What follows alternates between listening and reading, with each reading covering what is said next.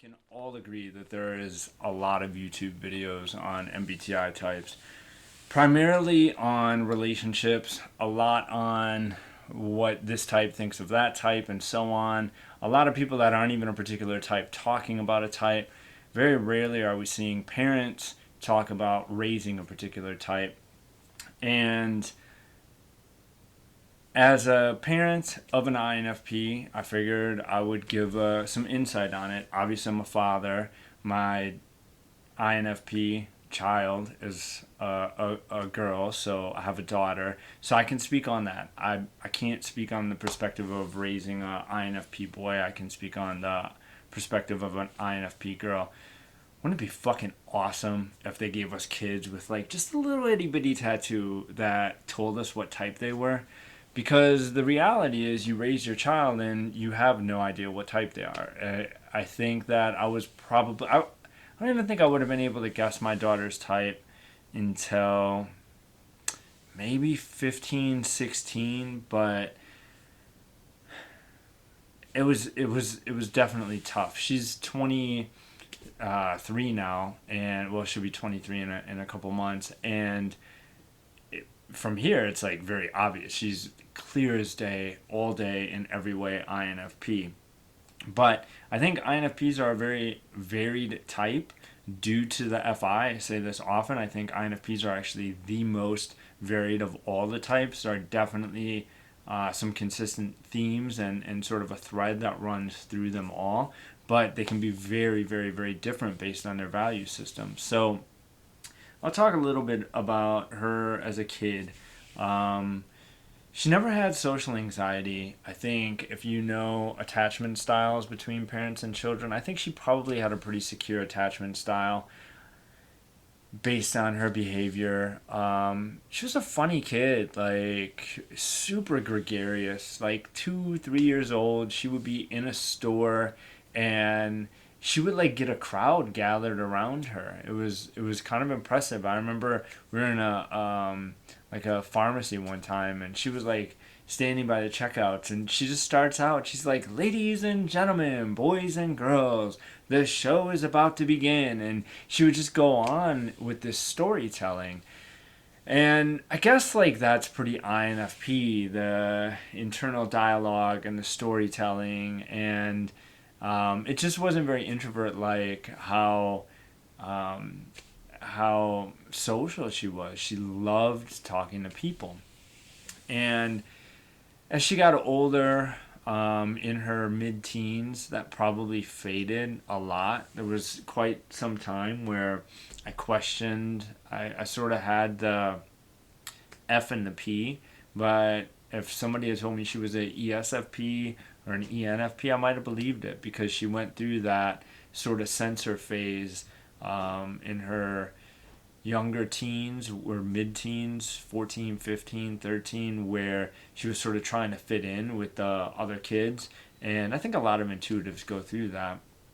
Um, so she was always a really easy kid to raise, probably as easy as you could imagine a kid being. She was fun loving, she was super sweet. When we moved to Arizona from Milwaukee, it was like 30 hours of straight driving, and she was a trooper.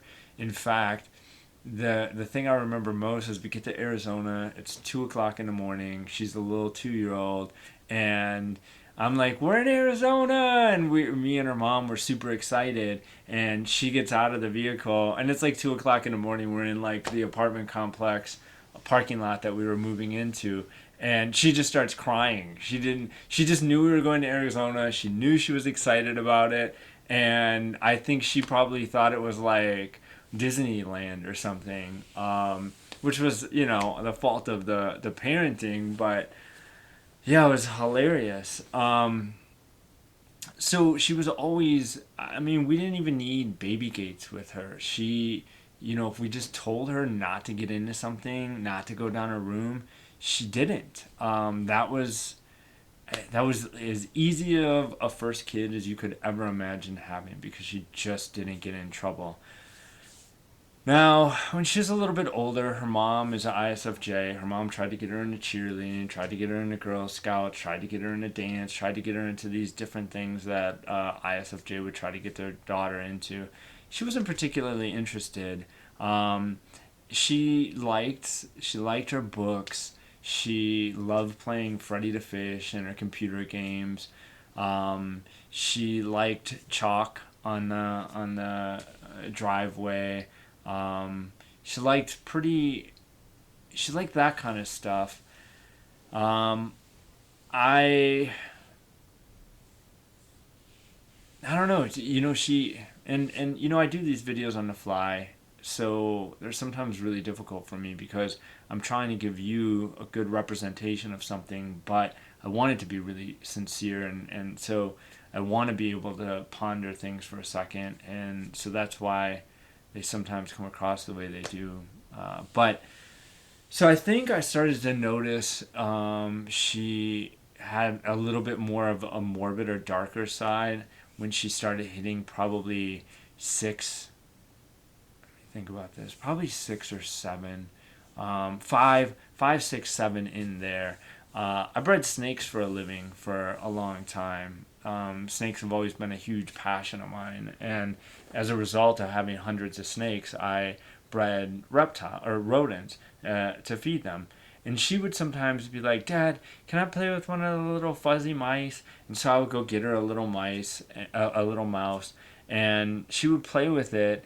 And I don't know if she just loved it to death, but she would end up killing the thing. She would just smother it to death. It was just a little mouse, not much bigger than um, maybe a Tootsie Roll, but a big ass Tootsie Roll. But and she would bring it back to me, and it would be like dead, and she would be like, "Here, it's sleeping." She would give it back to me, and I would just throw it in with one of the snakes so it didn't go to waste. But I don't know if she knew that it was dead or if she knew that it was if she thought it was sleeping. A year or two later, I remember walking with her, and we're walking on the sidewalk, and she sees a dead bird, and she was just fascinated with this dead bird. I mean, just like the second she saw it, she was just captivated and staring at it. And we get to it, and I stop so she can like look at the bird, and she like looks at me, and I'm like, "What?" She's like, "Can I take that stick and poke its eye?"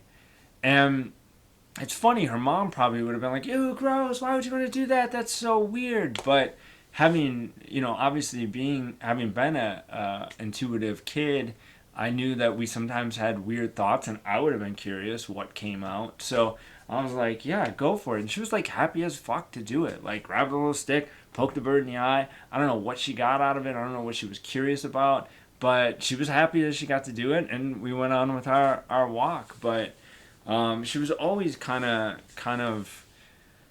always had a little bit more of a morbid sense of humor, a darker side, just in general. And I started to notice that very early on.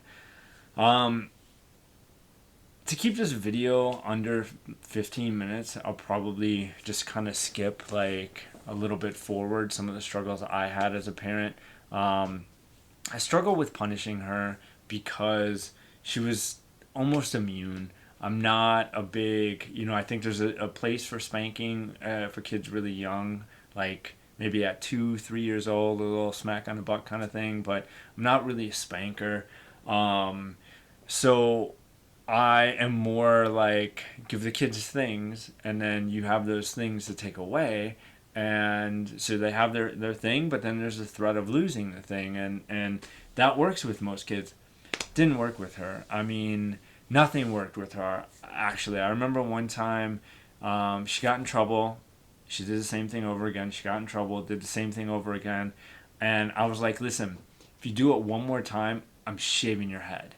Like, literally, I'm shaving your head. And she's like 15. You should be like mortified at the thought that your parents gonna shave your head. And I'm an ENT dad. I'm not fucking around. If I say I'm gonna do something, I do it. So she did it again, and oh my god, I was so torn. I mean, really, do you shave your kid's head? Oh god. I regretted even saying that at that point. So the compromise I found so that I was consistent and she didn't have to have a shaved head is I gave her scissors and I said, you can keep anything that fits in your hand. So if she could grab it and cut like that, she could keep it. Man, it's kind of funny actually because she styled her hair, she gave herself an awesome hairstyle, and then literally for the next 6 years, just cut her own hair. She would just literally take a razor blade and just cut her own hair and always look good. She learned to cut her hair. She would cut other people's hair. She just didn't care. Another time, I was trying the taking away thing, took something away, took something away, took some. I pretty much left her in an empty room, and she had one Harry Potter book. She just read the book like she'd just get up, read the book the next day, finish it, start the book over again. She literally would just read the book repeatedly, which, I mean, that's tough. I used to make the kids do this hands up punishment where they had to put their hands straight up. She would do that with like immunity. Like, you know, she was able to just go somewhere else in her head and not care about anything else. So she was a very difficult kid to discipline, and as a result, I think, God, I mean, some of this, like, I'm processing as I say it, right? So you have a child that's difficult to discipline, and so how do you teach them things? I did a lot to bring really supportive people into her life, girls that I knew that, you know, people's friends' kids or sisters a little bit older than her, more mature, that were good influences on her. Her and I always had a very open relationship. I mean, she talked to me like I knew when she lost her virginity. I knew started smoking weed. I knew that she did that. I mean, she would tell me these things. She would tell me if she was struggling with something, if she had relationship problems. So we always had a very open dialogue. I think she always felt pretty comfortable talking to me about that stuff. But she was definitely difficult for me to parent, and I would get really frustrated because even when I would try to talk to her, she would just zone out.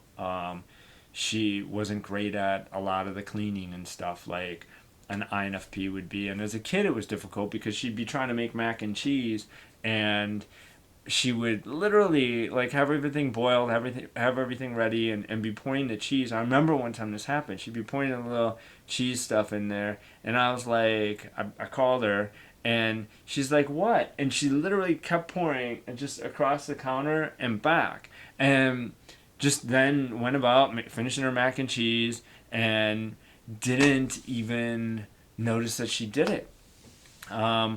She would do stuff like that with the microwave. She would go to boil some water to cook some noodles or something, and she would just hit one a bunch of times. So it'd be like 11 minutes, 11 seconds. And sometimes she'd come back to it in 2 minutes. Sometimes it would just cook the entire 11 minutes. So I remember she cooked it too long and made her soup and ended up sitting down and spilled some on herself. And we were watching a movie.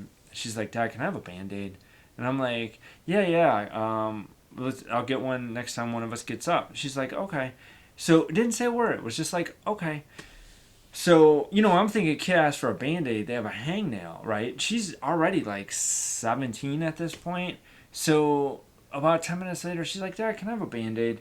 So I'm like, What happened?" She's like, "I burned myself." So I look, like this kid had like a burn like this big around with skin just coming off on her leg. Like a Band-Aid wasn't gonna fucking fix this. Like I needed Tegaderm and Neosporin and to like debride all the like skin that she had killed off, and it was a mess. But she wasn't like ow, nothing. Like I don't know, man. I love the fuck out of that kid. Like I admire so much about like her abilities and her go with the flow nature. She's like one of the coolest just chill people. Like if you had to be stuck with somebody, if you had to be on a road trip, like she has this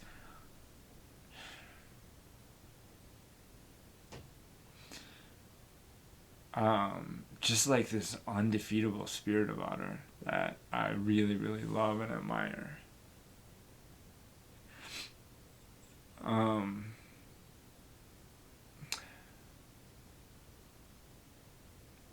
yeah,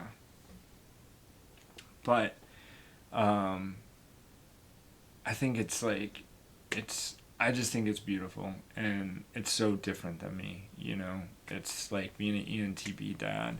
Um,